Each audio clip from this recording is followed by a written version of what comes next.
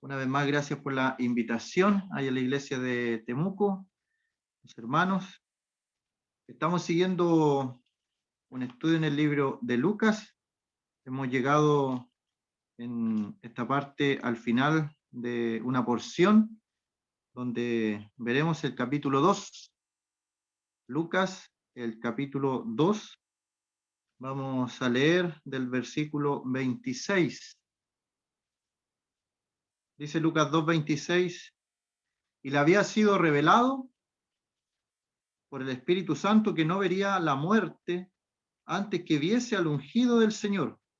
Y movido por el Espíritu, vino al templo, y cuando los padres del niño Jesús lo trajeron al templo para hacer por él, conforme al rito de la ley, él le tomó en sus brazos y bendijo a Dios diciendo, aquí está hablando Simeón: ahora, Señor, despides a tu siervo en paz, conforme a tu palabra, porque han visto mis ojos tu salvación, la cual has preparado en presencia de todos los pueblos, luz para revelación a los gentiles y gloria de tu pueblo Israel. Y José y María estaban maravillados de todo lo que se decía de él. Y los bendijo Simeón. Y dijo a su madre María: he aquí, este está puesto para caída y para levantamiento de muchos en Israel, y para señal que será contradicha, y una espada traspasará tu misma alma, para que sean revelados los pensamientos de muchos corazones. Hasta allí consideramos la vez pasada. Versículo 36. Estaba también allí Ana, profetisa, hija de Fanuel, de la tribu de Aser, de edad muy avanzada, pues había vivido con su marido 7 años, desde su virginidad, y era viuda hacía 84 años, y no se apartaba del templo, sirviendo de noche y de día, con ayunos y oraciones. Esta, presentándose en la misma hora, daba gracias a Dios y hablaba del niño a todos los que esperaban la redención en Jerusalén, después de haber cumplido con todo lo prescrito en la ley del Señor. Volvieron a Galilea, a su ciudad de Nazaret, y el niño crecía y se fortalecía y se llenaba de sabiduría, y la gracia de Dios era sobre él. Hasta ahí por el momento la lectura de la palabra del Señor. Hemos considerado personajes en estos primeros capítulos. Hemos visto Zacarías, a Elizabeth, los pastores, hemos visto a María, a Simeón, y hoy día corresponde el turno de esta mujer, Ana,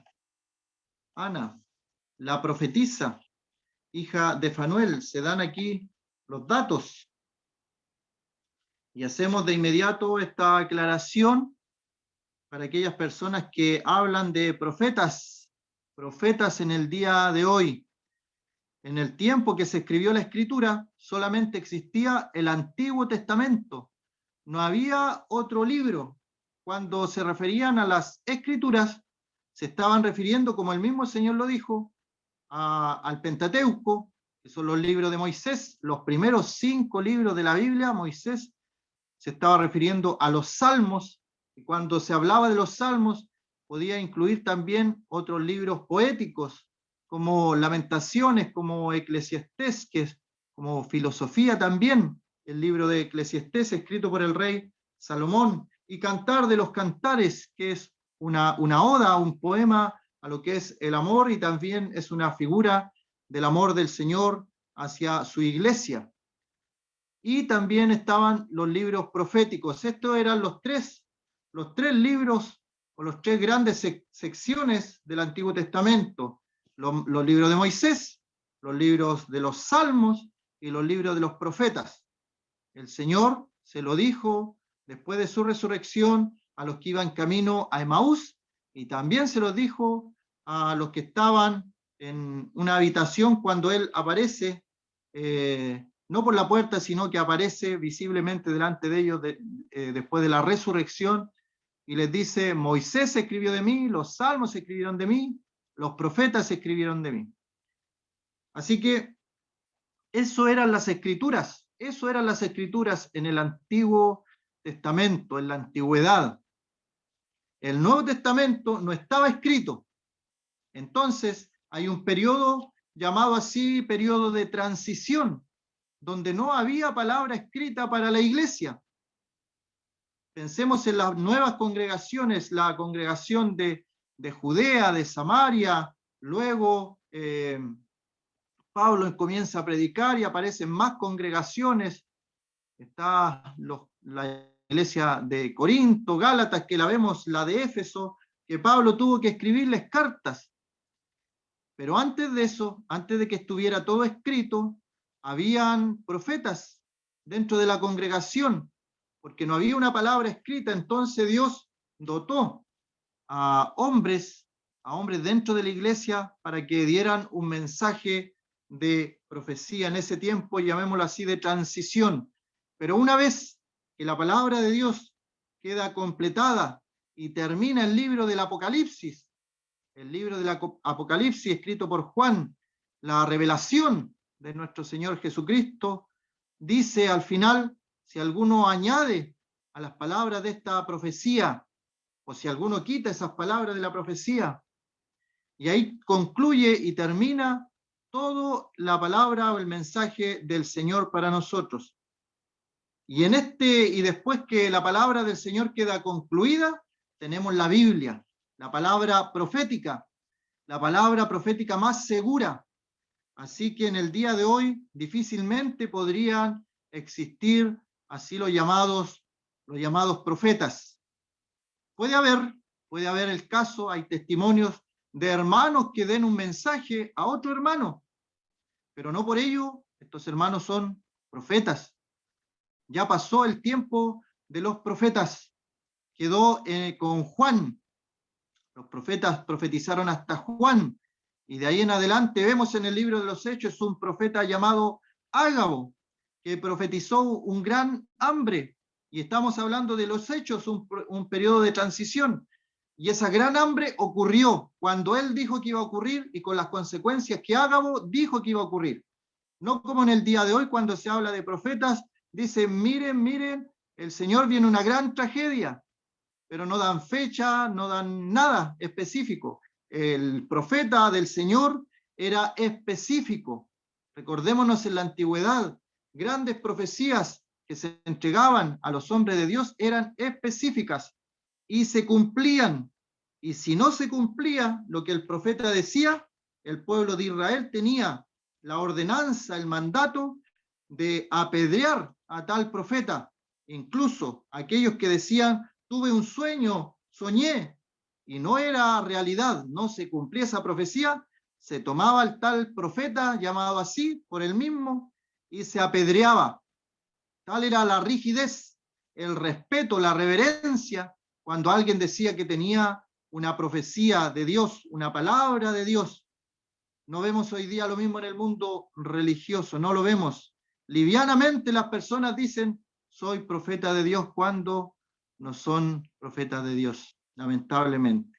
Así que estamos antes del periodo de la iglesia, y por eso aquí aparece una mujer que dice: profetiza, hija de Fanuel. Se dan sus antecedentes familiares. No se nos dice, no se nos menciona datos más acerca de su padre, Fanuel. Pero qué importante la crianza de esta mujer, que es anciana. Es una mujer anciana, pero en algún momento, como todos, tiene que haber sido una niña pequeña, criada en la familia de Fanuel, y bien criada, con cimientos sólidos de una familia dedicada al Señor. Podemos pensar en Fanuel, de la tribu de Aser, que siguió los mandamientos del Señor, las ordenanzas del Señor, y crió en el temor del Señor a su hija Ana, de tal forma que se cumplió la palabra dicha en la antigüedad: instruye al niño en su camino y cuando fuere viejo no se apartará. Ana está ya de edad avanzada y todavía está en los caminos del Señor. Así tenemos entonces una mujer de edad avanzada y está ella siempre en el templo. Ana, su nombre es asociado a una mujer compasiva. Viene de una palabra en el hebreo que significa gracia. El nombre Ana. En la antigüedad había una mujer poderosa en oración también llamada Ana. Y esta es la Ana del Nuevo Testamento. Ana profetisa, hija de Fanuel, de la tribu de Aser. Y ahí hacemos un alto, un paréntesis para hablar un poco de esto de la tribu de Aser. ¿Por qué? ¿Por qué la Biblia menciona y por qué Lucas, que recordemos que Lucas es un historiador, un investigador, que los pequeños detalles él le da importancia por alguna razón? Y la tribu de Aser era una de las tribus que no había vuelto a Israel. Hacemos un paréntesis allí. Estaba el reino de Israel, comenzó, hubieron solamente tres reyes con el reino unido. El primer rey, el pueblo lo pidió, Saúl. El segundo rey, elegido por Dios, David. Y el tercer rey, el hijo de David, con Betsabé, que ahí podemos hacer otro paréntesis, que Dios da segundas oportunidades y perdona, porque fue el hijo segundo de Betsabé, porque el primero murió por causa de su pecado, de adulterio y de asesinato de David. Pero oró David y Dios lo consoló a él y a Betsabé con un hijo. Y este hijo fue Salomón, el tercer rey de Israel. Y luego, entre Jeroboam y Roboam, hubo conflictos y se dividió el reino de Israel. Y para un lado quedaron 2 tribus. Para el otro lado quedaron 10 tribus. Y ahí están las 12 tribus de Israel. Así que en el lado del norte quedaron 10 tribus. Y a eso se le llamó Israel. Y en el lado del sur quedaron 2 tribus. Y eso era Judá. Así que tenemos ahora el reino dividido en Judá, por el sur, capital Jerusalén, y en el norte, las 10 tribus, tenemos el reino de Israel, con 10 tribus y su capital en Samaria. ¿Ya? Hasta ahí seguimos entonces, y luego vienen los imperios invasores. El imperio de Babilonia, el imperio babilónico, capturó a los del sur y se los llevó a Babilonia. Ahí tenemos el caso de Daniel, por ejemplo, tenemos el caso de Ezequiel, y luego en el mismo territorio está la historia de Esther. Son personas que fueron sacadas del pueblo de Israel, del lado sur, y fueron llevadas cautivas al territorio de Babilonia. Y ellos después volvieron, retornaron. Y ahí tenemos otros libros escritos como Esdras, Nehemías, que hablan de la reconstrucción del templo, de los muros, de las puertas. Pero ¿qué pasó con los del norte? A los del norte, a las 10 tribus, donde estaba la tribu de Aser, se los llevaron hacia el imperio asirio. Y el imperio asirio jamás hubo un retorno a la tierra de Israel. Estas 10 tribus quedaron dispersas en otro pueblo, en otro imperio. Y de ese imperio incluso salieron hacia otros territorios. Y hay evidencia histórica que se ha encontrado en el día de hoy que da indicios que llegaron estas tribus perdidas incluso hasta las tierras lejanas del Japón, de la China, de la India. Son muy lejanas geográficamente hablando. Y por ahí andaban algunas de estas tribus que fueron sacadas del norte de lo que son las 10 tribus llamado Israel y se las llevaron y nunca más volvieron. Y una de esas tribus era la tribu de Aser. Y Lucas tiene el cuidado de mencionar que Ana, la profetisa, hija de Fanuel, era de la tribu de Aser. Y esto, ¿qué me deja la reflexión a mí? Que Dios, a pesar de todo lo que pudo pasar, se fueron capturados, sus tribus fueron dispersadas, nunca más volvieron. Se habla hasta el día de hoy de las tribus perdidas de Israel. Pero Dios se guarda un remanente, un grupo a lo mejor pequeño de personas, pero que permanece fiel al Señor. Quedaron unos pocos allí en el norte, en las 10 tribus. Se llevaron muchos cautivos, pero quedó un poquito grupo. Pero ese grupo pequeño, de allí salió Ana, la profetisa, porque Fanuel tiene que haber sido, obviamente por el resultado que tuvo en Ana, un hombre fiel a los mandamientos, a las ordenanzas del Señor, de lo que es la Torá, de lo que es los libros de Moisés, los profetas, los salmos. Él cumplió los mandamientos que el Señor había establecido. Y dice aquí que era de edad muy avanzada, muy avanzada. Y aquí hay unos datos que algunos pueden confundirse respecto a la edad. Algunos dicen de buenas a primera, ella tenía 84 años, que es una edad bien avanzada. Pero si leemos bien el pasaje, lo que dice, era de edad muy avanzada, pues había vivido con su marido 7 años, desde su virginidad. 7 años ella había vivido con su marido, se había casado y había estado casada 7 años con su marido. Y luego dice, y era viuda hacía 84 años. O sea, esta mujer era viuda hacía 84 años. Le sumamos entonces los 7 años que estuvo casada. Y el dato que no nos da es la edad a la cual se casó Ana. Pero en ese tiempo se casaban muy jovencitas. Tiene que haber tenido, si es la costumbre del pueblo de Israel, las costumbres judías, debe haber tenido menos de 20 años. Si era como cualquier joven judía de la época. Así que podemos aproximar allí una edad. Pero lo importante, lo interesante, y que no hay lugar a dudas, es que era una mujer de edad muy avanzada. Y es un mensaje entonces a cada uno de nosotros que no nos desanimemos por nuestra edad. Nadie está afuera de los planes, de los propósitos del Señor. Dios ocupa jovencitos en la palabra del Señor.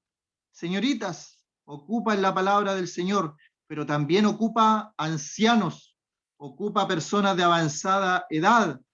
El pueblo de Israel, Dios lo sacó de un hombre que estaba a punto de morir en Ur de los Caldeos, y de ahí lo tomó el Señor con su mujer, que también era de edad avanzada. Y Abraham, a su edad avanzada, se le dijo, vete de tu tierra y de tu parentela a la tierra que yo te mostraré. Y el hombre salió y llegó a la tierra que Dios le había dicho. Y de Abraham salió el pueblo de Israel. De Abraham, en la fe, nuestro padre, salió como las estrellas del cielo, como la arena del mar, que no se pueden contar, de un hombre de avanzada edad. Moisés, alguien tendrá aquí en esta reunión, en esta sala, ya ha pasado los 80 años. Allí comenzó Moisés su ministerio. A los 40 años él pensó que debía liberar al pueblo de Israel y mató a un egipcio. Luego salió huyendo y estuvo 40 años en el desierto. 40 años, y a los 80 Dios lo llama. Alguien podría decir, ya yo no sirvo, ya pasé los 50, pasé los 60, 70, 80. Moisés a los 80 años lo llamó el Señor. Es que Dios no hace acepción de personas. Dios ocupa a los que están ocupados. Dios los ocupa. Al que tiene la disposición. No se trata de quién es el más inteligente, el más capaz. Dios toma a personas de la nada, los capacita para que la gloria de Dios se manifieste en la persona y no sea la gloria del hombre. De edad muy avanzada, lo deja claro. Puede haber dicho Lucas haber escrito que era de edad avanzada, pero se le agrega allí el muy avanzada, muy avanzada.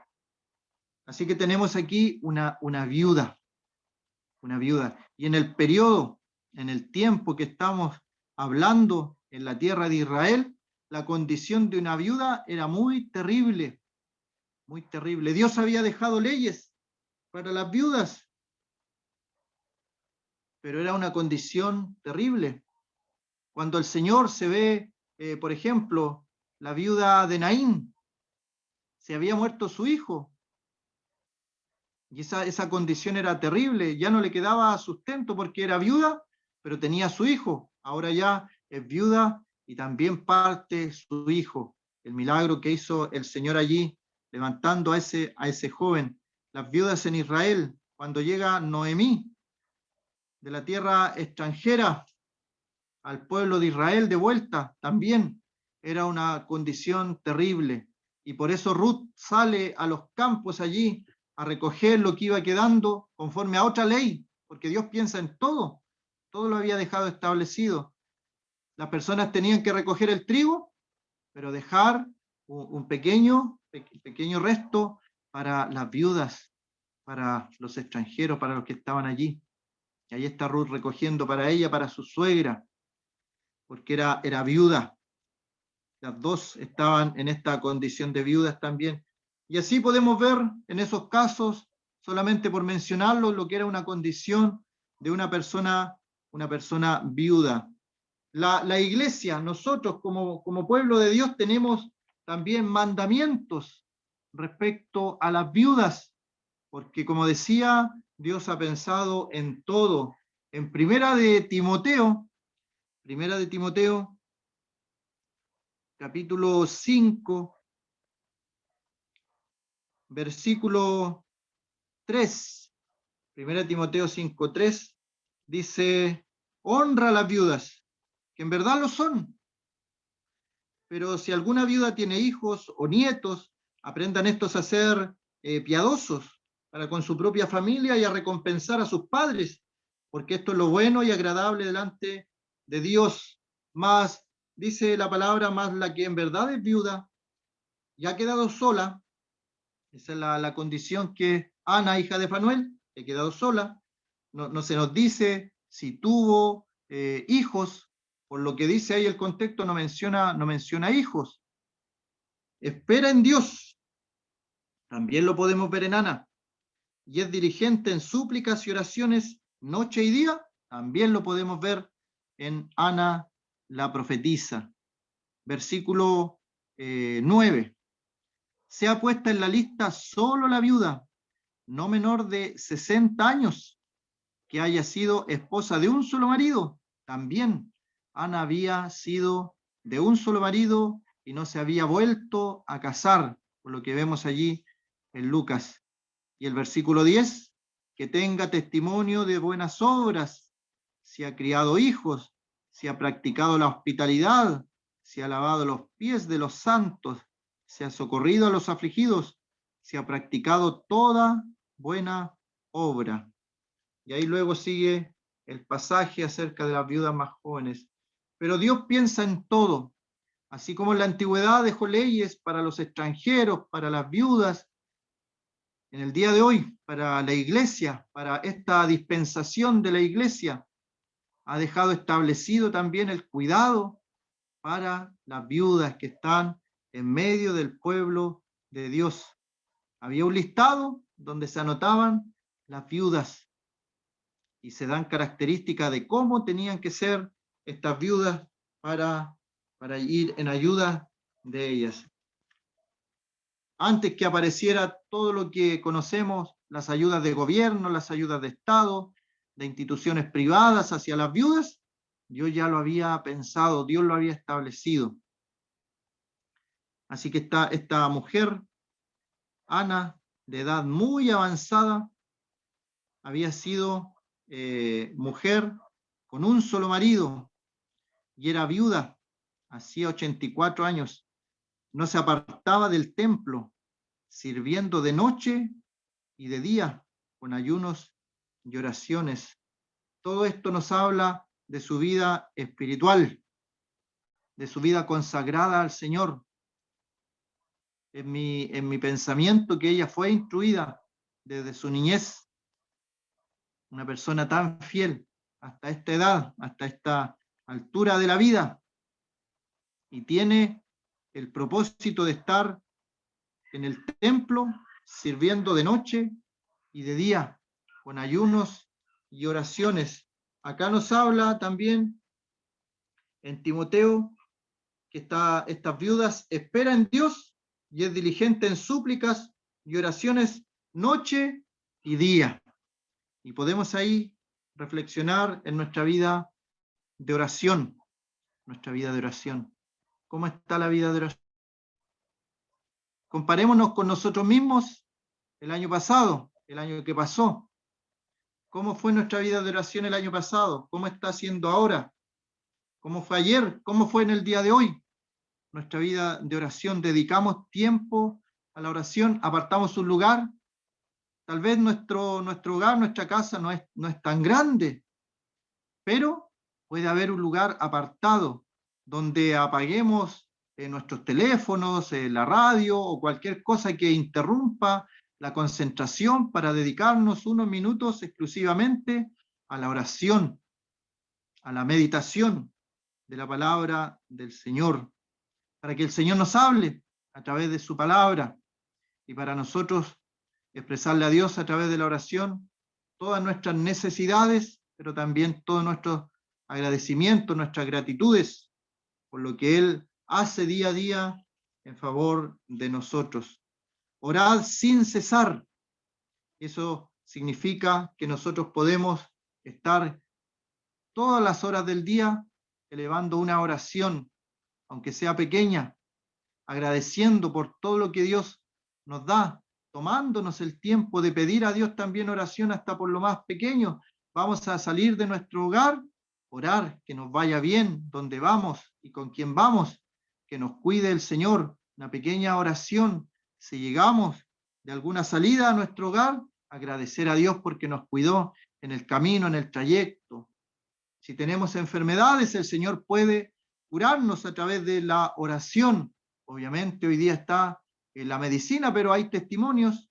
El otro día escuchaba uno en la reunión de oración, una hermana contaba cómo su tratamiento, están los doctores asombrados porque ha marchado más rápido que otras personas con su misma enfermedad. Ella está siguiendo un tratamiento médico, pero ha avanzado mucho más rápido que aquellos otros pacientes con la misma enfermedad, de la misma condición.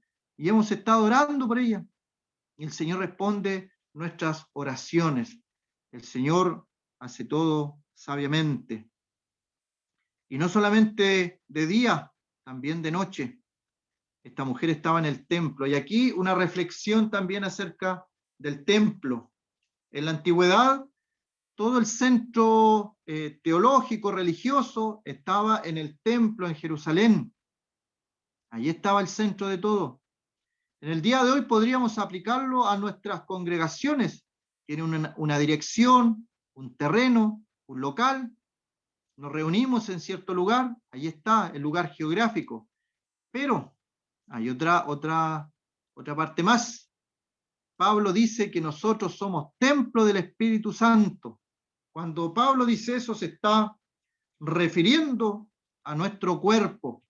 Nuestro cuerpo es templo del Espíritu Santo. Y por eso nosotros tenemos que cuidar también nuestro templo. Es templo del Espíritu Santo. Y podemos considerar eso. Si nosotros somos creyentes, hay una parte que es el espíritu que está en el hombre, como dice Romanos, que el espíritu dice a nuestro espíritu que somos hijos de Dios. O sea, el Espíritu Santo se comunica con nuestro espíritu y nos dice que somos hijos de Dios. El hombre está compuesto de cuerpo, de alma y de espíritu. Algunos lo mencionan de mejor manera, que somos un alma eterna, y tenemos un cuerpo para comunicarnos con los demás, y tenemos un espíritu para comunicarnos con Dios. Cuerpo, alma y espíritu. Que todo vuestro ser, espíritu, alma y cuerpo, debe ser consagrado al Señor. Y el cuerpo es templo del Espíritu Santo. Y nosotros entendemos esa diferencia, que podemos estar momentos sin estar en aquel espíritu.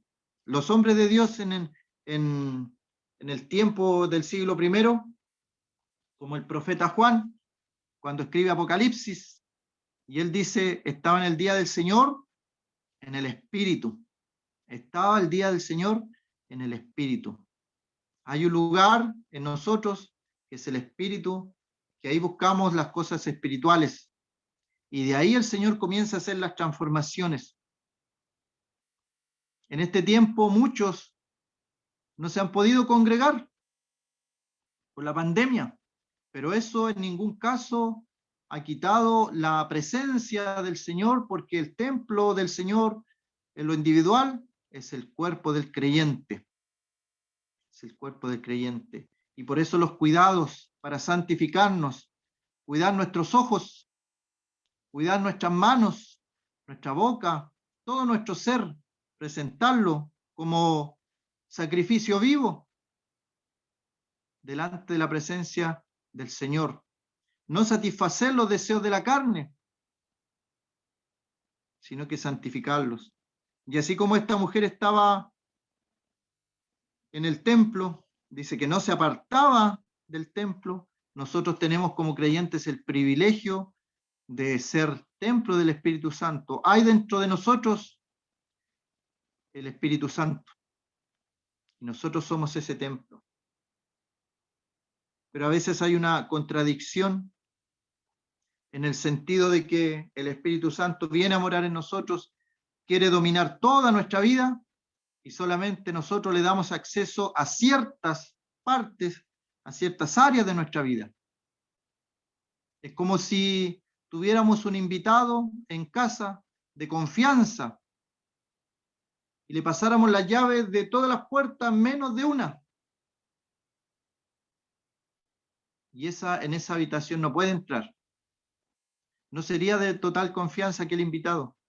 Bueno, el Espíritu Santo entra a morar en nosotros, entra a morar como un invitado celestial, está dentro de nosotros y quiere abarcar todas las áreas de nuestra vida.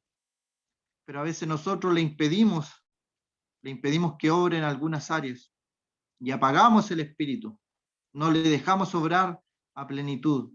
Y yo creo que más de algún hermana ha tenido aquella experiencia de que puede sentir que el Espíritu algo quiso hacer con él y no le dejó, le resistió, lamentablemente. ¿Qué hizo esta mujer con el encuentro que tuvo con el Señor? ¿Acaso estaba amargada? ¿Estaba afligida? Pensemos en el tiempo de Israel, en el tiempo que estamos viendo esto. La vida de una viuda era totalmente difícil, totalmente difícil. Había muerto su marido, pero ella no estaba amargada. Por el contrario, ella servía a Dios, no se apartaba del templo y estaba sirviendo. Y esa palabra en el día de hoy se ha olvidado. El Señor Jesucristo le dijo que los príncipes, los reyes de este mundo piensan de una forma, buscan el primer lugar, buscan tener la preeminencia, pero entre nosotros no va a ser así, sino que el que quiere ser Señor va a tener que ser el siervo de los demás. Lo vemos también en Juan, cuando el Señor toma aquella toalla y lava los pies a sus discípulos. Tiene que haber esperado un momento. ¿Saben que ese era un trabajo del siervo? Y nadie lo quiso realizar. Nadie lo quiso realizar. Hasta que el Señor tomó un lebrillo, tomó la toalla y lavó los pies de los apóstoles. Y ahí es cuando Pedro dice, no me lavarán los pies. Porque era un trabajo de siervo. de esclavo, y el Señor lo hizo. Con el ejemplo enseñó que entre los creyentes no debe ser así. Nuestra naturaleza humana, pecaminosa, carnal, quiere tener el primer lugar, la preeminencia, que todos los ojos estén sobre uno. Pero el Señor, ¿qué es lo que enseñó? Que el que quiere ser grande en el reino de los cielos tiene que ser el siervo, servir a los demás. No nos dice aquí en qué servía esta mujer, pero tenía un ministerio. Cuando hablamos de ministerio, hablamos de un trabajo. Ella tenía un trabajo, una labor dentro del templo y no se apartaba. Y estaba sirviendo. Tenía amor al prójimo. A veces dejamos de lado esto del trabajo, del servicio al prójimo, o dejamos de lado el servicio a las personas inconversas. Pero sabe que el Señor tenía, por ejemplo, una bolsa donde tenían recursos, y cuando el Señor habla de Judas en aquella última cena que tuvieron, pensaron que Judas iba a darle dinero a los pobres, porque eso era lo que hacían. De la bolsa sacaban dinero para ayudar a los pobres. Pablo también dice, no se olviden de los pobres. Obviamente, en primer lugar, en la iglesia, el pueblo de Dios, la familia espiritual, pero también la gente inconversa, la gente del mundo. Tal vez hay personas que nunca van a escuchar el evangelio de parte nuestra, de nuestros labios. No les gusta, algunos rechazan abiertamente y dicen, no quiero que me hable, por favor, no me hable de ese tema. No escuchan, abiertamente rechazan escuchar. Pero a veces la ayuda, demostrada el amor cristiano, el amor de Cristo demostrado de otra manera, de una ayuda, de un testimonio, de un servicio a una persona. Y obviamente después la persona en algún momento preguntará o le inquietará o le llamará la atención por qué esta persona hizo tal cosa por mí. Es porque es un mandamiento cristiano. En el día de hoy hay personas que lo único que saben de una iglesia, de una congregación cristiana, es que les quitaron su dinero. Porque hay pastores o personas llamadas pastores así, o líderes religiosos que abusan de ovejas que no tienen mucho conocimiento de las cosas espirituales, de la palabra, y abusan de eso. Y lo vemos incluso a veces en las noticias, cómo entregan dinero a personas por temor de Jehová, piensan que haciendo eso van a agradar al Señor. Se aprovechan de eso. Dios no viene a nosotros por los recursos, por el dinero. Él es dueño del oro y de la plata, no hay necesidad de nada. Jehová es nuestro pastor y nada nos faltará. Y nos da la oportunidad de servir al prójimo. Hay una parábola cuando el Señor le preguntan, ¿y quién es mi prójimo? Y ahí el Señor cuenta acerca del samaritano, y es una historia muy impactante para demostrar quién era el prójimo. Personas religiosas pasaron por el lado de un hombre que había sido golpeado, asaltado, estaba moribundo, y los religiosos de la época miraron y pasaron de largo.